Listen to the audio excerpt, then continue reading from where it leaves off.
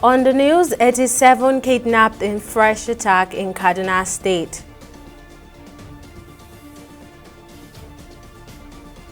President Tinubu present APC flag to Edo governorship candidate.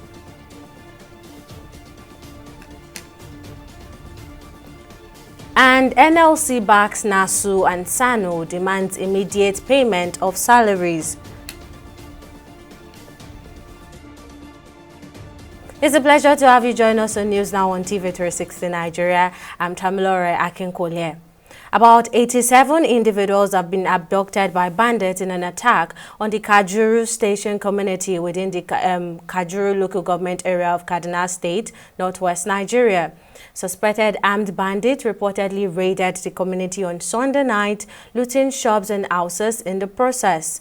This incident comes just a day after another kidnapping incident in Dogonoma community, also situated in Kajuru local government, where 14 people were abducted by bandits. While Kaduna State Police authorities have yet to confirm the latest attack, Ibrahim Gajere, chairman of Kajuru local government area, confirmed the invasion and adoption, expressing concerns over the recurring attacks that have instilled fear and panic among residents. Both Kajuru and Chinkun local government area in Kaduna Central Senatorial District have witnessed a surge in attacks recently, including the abduction of 287 students from Kuriga community in Chinkun. In response to escalating kidnap cases, Chief of Defense Staff General Christopher Musa held a meeting with Governor Ubasani at the State Government House on Monday. Assuring swift action, General Musa pledged that both the abducted students and those kidnapped in Kajuru would be rescued soon. Still on security matters, the Minister of Defense, Mohammed Badara Abubakar, and his counterpart, the Minister of State for Defense, Mohammed Bello Matawale, have both condemned the heinous attack on military personnel during a rescue mission in Ukuama community, Ugeli South local government area of Delta State. Both men says the federal government will not tolerate any threats to the nation's sovereignty and stability, declaring their unwavering support for the armed forces and their efforts to maintain peace and stability across the country. According to reports, the soldiers were not in the coastal community with an intention to fight, but to find out why their colleagues who were on a peacekeeping mission to the village were held hostage. The decapitated corpses of the slain soldiers were later recovered from a river. President Bola Tinubu has since ordered the military to bring the perpetrators of the act to justice. Soldiers have since been deployed to the community with residents fleeing the area. There are also reports that houses have been set ablaze in the community. Earlier today, Delta State Governor Sheriff Oborovie visited the troubled community to assess the extent of the destruction.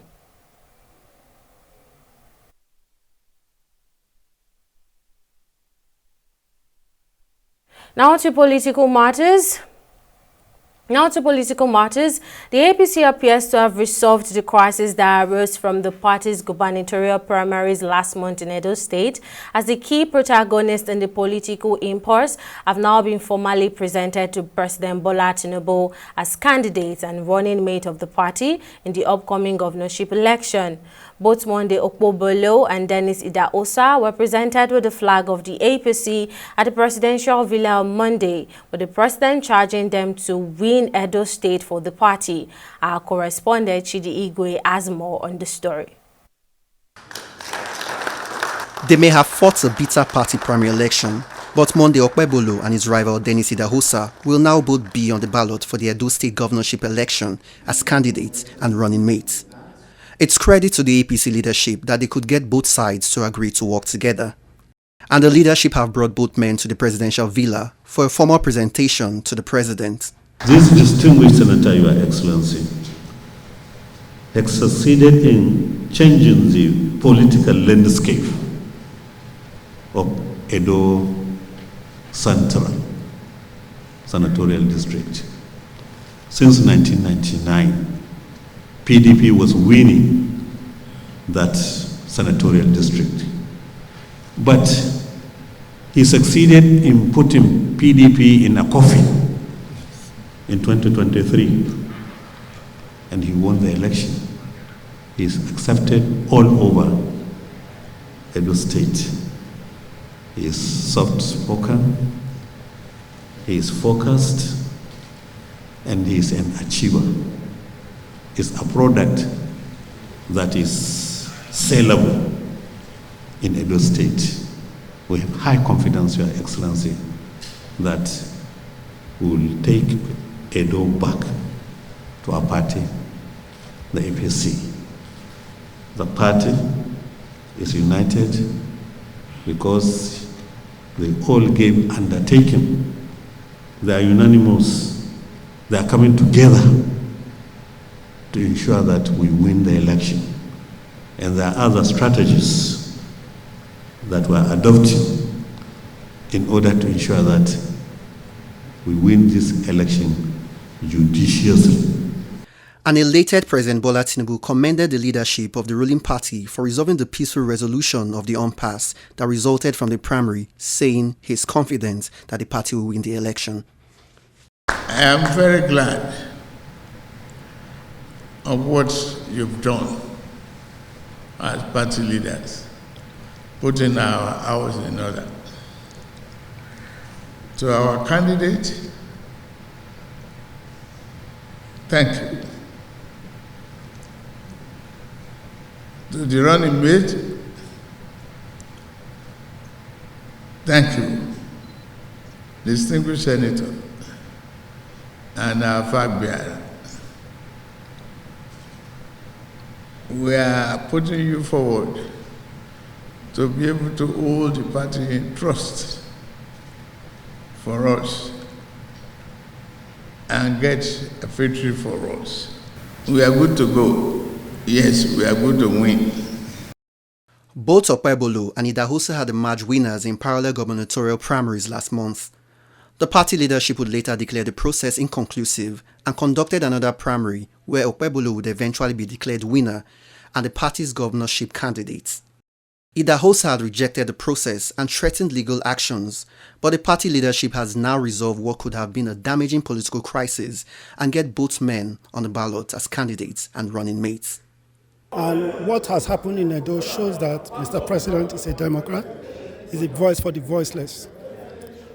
The primary in Edo was well contested and a winner emerged. We have our deputy now. We are setting the ball rolling. Sky is our limit. Now it's time to say bye-bye to PDP in Edo. And development, New Edo is rising. Both men are now expected to unite their political structures and go into the campaign as one team, hoping to topple the PDP from power in Edo State. Chidi Igwe, TV360 News, Lagos. Now back to a top story on insecurity in the country. I am now being joined by former Director, Department of State Services, Dennis Amakri. Thank you for joining us, Mr. Amakri. Now, in relations to the gruesome incident in Delta State, now what measures can be taken to ensure the safety and security of military personnel deployed on peacekeeping missions in volatile areas? Well, thank you for having me. This is a very sad situation, And I think it is because we have involved our military in the internal security of the country for too long and too much. And that's why all these things are happening. So we would want a situation where we start to withdraw them from internal security duties. And then, of course, enhance the police who are supposed to pull this. For this particular incident, we believe that an independent investigator should look at it and then, of course, go in and then check what really happened, because there are too many versions coming in. And then, of course, as an investigator, I feel that there is conflicting, details that are coming out, because there are too many gaps in the stories that are telling, both from the military side and both from the community side. Now, there are reports of soldiers retaliating by setting some houses in the community ablaze. Now, how should the military hierarchy respond to this? I think it's a military thing, and it's not something that should be encouraged. Military people have been known to do this. If you kill any of their people, they will, decimate the whole place. And exactly true to form, that's what they did. Just like it happened in Zakibiam, and other areas in Nigeria, whereby if there's any conflict between the military and civilians, they go down there and raise the place down. But I think we should start moving away from that, because there are innocent people involved, and we cannot continue to punish innocent people that will get involved. And that's why we want the police to come in. Because if it is police that they went there, the police will investigate, arrest the culprits, and prosecute them. But in the military way, they will go there, burn down everywhere, arrest anybody visible, and even possible kill other people. So this is why we're saying that the military involvement in internal security is just not right. Now, all right, now to Kaduna State, where we have seen another mass kidnapping. What do you think will be the responsible reason for this recent surge in kidnapping incidents in the state? Well, if you look at the Kaduna situation, you will find out that it is more or less like the Chibok girls, like the Chibok kidnap. So it is very, very important that we look at it very, very closely. The president should set up a panel and look at these things properly. There are people who are machinating. I don't believe in conspiracy theories, but I believe that there are congregated segments of people that are trying to make sure that they embarrass this particular government. And the government should wake up to that, because like the Chibok ones, it didn't happen. It happened, and in fact, many people didn't believe. Then it later we realized that this number of girls have been kidnapped, and now look at this one. Now you think about it. How many buses will they use in carrying 280 women, or in Kaduna, or 200 women in Borno State? How come all of them are women? And how did it happen in such a way that for all the journey, we don't know where they are going or where they have been? Somebody has come out to tell us that he can negotiate. So why don't you call him in and even ask him more questions? How he knew who they are and where they are, because I think the government have to be very, very serious. There are fifth columnists in the country, and then this is not just an ordinary kidnap. I think it's a kidnapping that they want the government to spend some money, because those villagers cannot bring 1 billion naira. Where do they have it? But they're asking for 1 billion. What does that tell you? They know that government will either come in and pay it.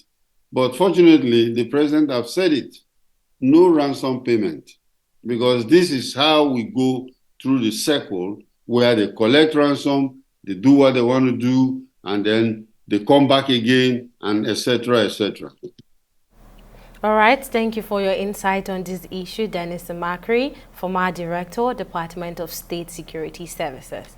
Now, moving on, the Nigerian Labour Congress NLC has thrown its weight behind the ongoing strike by the Non-Academic Staff Union of Education and Associated Institution of Senior Staff Association of Nigerian University, SANO. In a statement issued on Monday and signed by NLC President Joe Ajaero, the NSC demanded the immediate payment of withheld salaries of the aggrieved workers, saying no credible reasons have been provided for withholding these salaries. Expressing solidarity with NASU and SANU, the NLC underscored the dire consequences of withholding salaries, highlighting the profound hardship it has inflicted on the affected workers. The statement further criticized the discriminatory treatment faced by these union members, cautioning against provoking unnecessary industrial dispute that could disrupt the recent progress made in the public universities.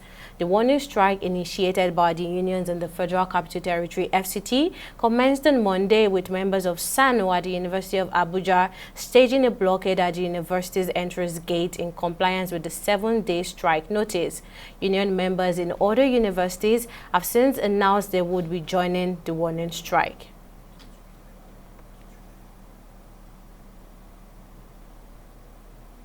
A federal high court in Abuja has ordered to Binance cryptocurrency exchange firm to provide the Economic and Financial Crimes Commission (EFCC) with detailed data and information on all Nigerian traders using their platforms. The ruling was handed down by Justice Emeka Inwite on February 29, following the ex parte motion filed by EFCC against Binance.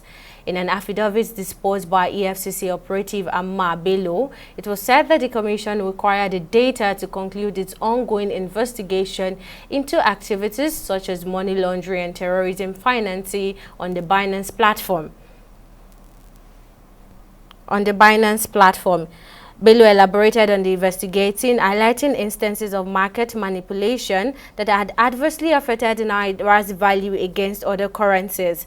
According to Bello, Binance reported a total trading volume from Nigeria of $221.6 billion in 2023 alone, indicating significant activities on the platform from Nigerian users. I will now go on a break here, but coming up on the rest of the news, Senate wants against supplementary budget and excess loans. Details of the story after this break.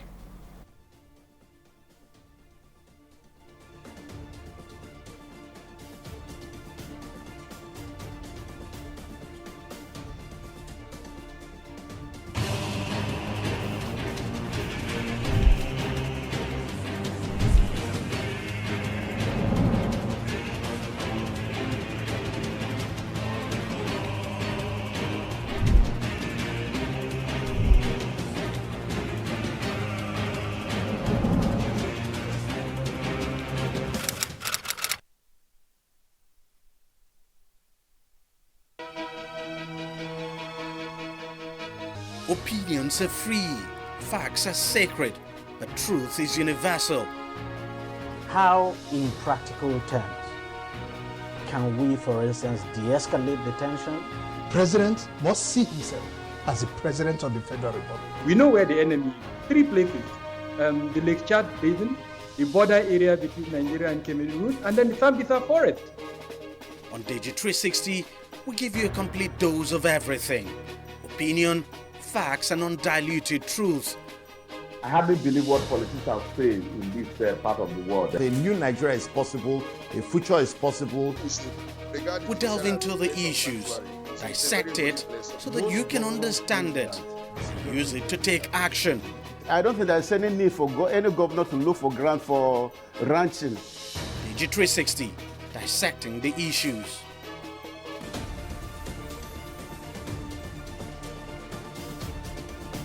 Welcome back. Now a quick recap of our headline stories. At least 87 persons have been abducted by bandits in an attack on the Kajiru Station community within the Kajiru local government area of Kaduna State. The assailants reportedly raided the community on Sunday night, looting shops and houses in the process. The incident comes just a day after another kidnapping incident in Dogonoma community, also situated in Kajuri local government, where 14 people were abducted by bandits. We told you the President Bola Tinubu has presented the APC flag to the party's candidate in the upcoming Edo State governorship election. Monday, Okpebolo and his running mate, Dennis Idausa. Both Okpebolo and Idausa have resolved their differences that emanated from the party's primaries and have accepted to work together. Now, in case you missed any of our news bulletin or for more updates, you can catch us on Limes World TV and AVO TV, or log on to our website on www.tv360nigeria.com. You can also follow us on our social media platforms on Twitter, Instagram, and YouTube at TV360 Nigeria, or download our mobile app on Google Play Store, Huawei App Gallery, and Apple Store. On Facebook, we are TV360 Online.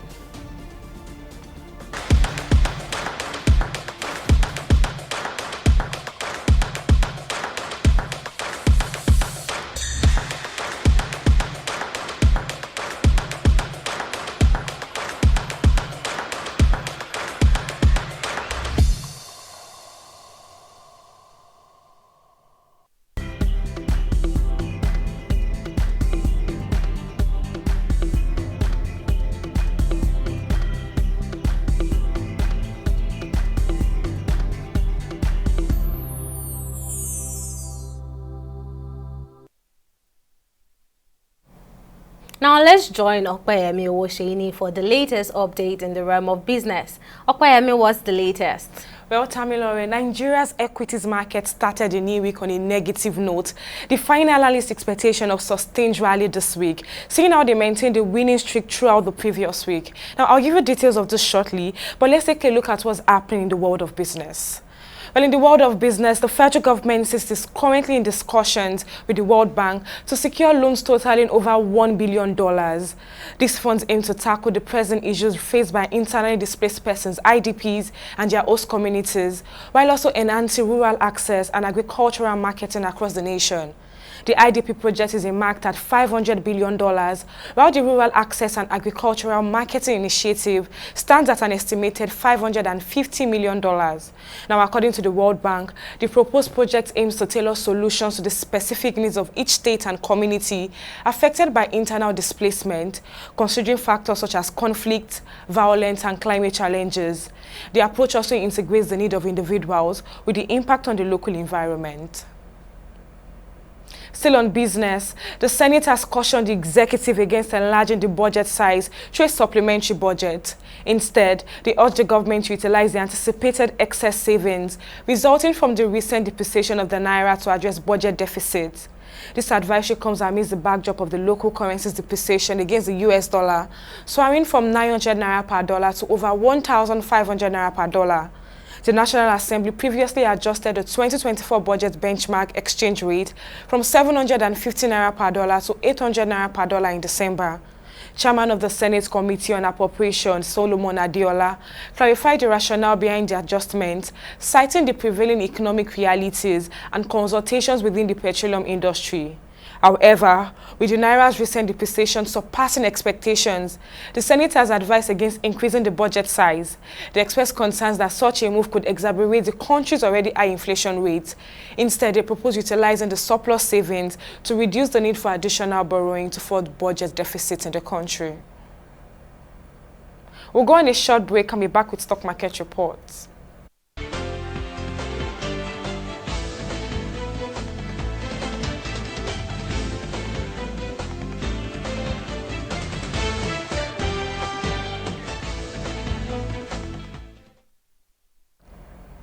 The stock market decreased by 0.4% at the end of the first weekday of trading, no thanks to MTN investors who took profit following its recent rally. The market breadth, however, ended on a positive note with 27 gainers against 19 losers. Now, Mekunulas led the laggard with an end-of-day price depreciation of 9.3%, closing at 1 naira 17 kobo, followed closely by Dow Communications, which closed at 0 naira 71 kobo. Now, at the end of the first weekday of trading on the Nigerian Stock Exchange, that's NGX, a total of 287 million volumes of shares were exchanged in 9,077 deals, corresponding to a market value of over 10 billion were traded.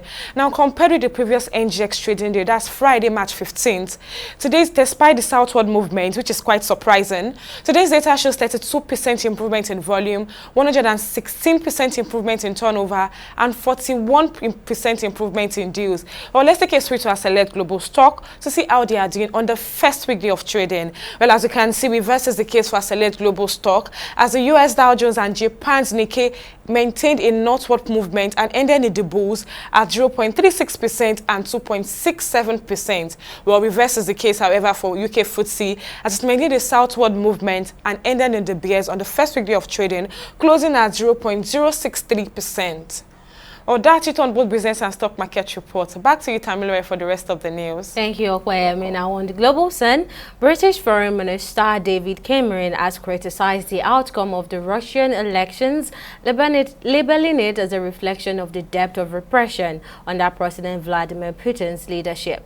While the Kremlin hailed Putin's re-election for the 5th time as a demonstration of popular support, Cameron condemned the election as undemocratic, emphasizing the lack of freedom and fairness.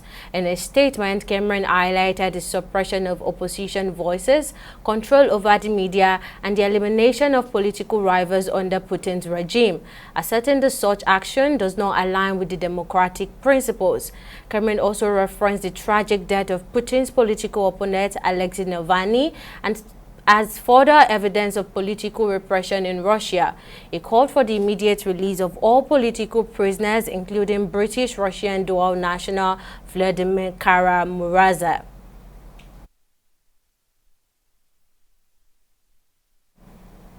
And finally, on sportswear powerhouse Nike has unveiled the much-anticipated 2024 home and away jerseys for the Super Eagles of Nigeria, adding a fresh twist to the team's iconic look. In a video shared on Nike's Instagram page, the Super Eagles jersey was spotlighted among several national teams' kit. For the first time in 3 years, the Super Eagles will wear white as their home jersey, while showcasing a modern green and black design for their away matches. Although the home jersey is yet to be available for purchase on Nike's website, the away kit is already listed with a price tag of €124, equivalent to over 240,000 naira. The Super Eagles are set to don their new jersey as they gear up for the remaining features in the 2024 Africa Cup of Nations and the 2026 World Cup qualifiers. Still on sport, Falconet head coach Chris Danjuma has shown confidence ahead of the semi-final clash against Uganda in the women's football event at the 13th African Games. With a flawless record in the competition, having secured victories against Morocco and Senegal in the group stage, Danjuma believes his team is poised for success. Speaking at a press conference, Danjuma emphasized the team's determination to maintain their winning streak and secure a spot in the finals. Expressing high expectations, he said that the Falconet aims to emerge as champions, showcasing a champion's mentality in every match. And that's the size of our bulletin. Many thanks for watching. I'm Tamilore Akinkolie. Bye for now.